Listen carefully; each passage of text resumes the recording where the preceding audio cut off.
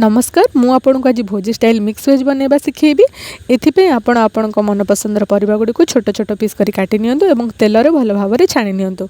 मु एठी मसला प्रिपेयर करिया पे रखिछि टमाटो, अदा, कंचा लंका, सुखिला लंका, तेजपत्र एवं गोटा मसला। यार एक मु फाइन पेस्ट बनैछि।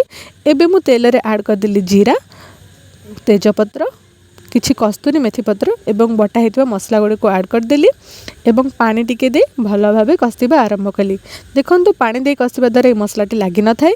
आपण एथिरे एबे ऐड करि परिबे जीरा पाउडर, धनिया पाउडर, तापरे आपण एथिरे ऐड करि नेबे किछि हळदी गुंड एवं लंका गुंड। तापरे भल से मिक्स करि नेबे मसलाटी को।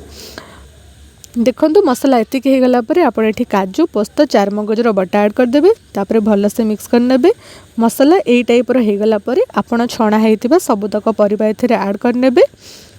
मु एठी किछि काबुली बुट को लूण पके के सिजे रखतली एवं पनीर मध्ये छाणी के रखितली। एहा को हमें पर ऐड करबा। एबे एथिरे ऐड करबा हमें किछि स्वाद अनुसार लूण। स्वाद अनुसार लूण ऐड कला परे बाकी तक जिनिस ऐड करि नबा एवं भल से मिक्स करि नबा।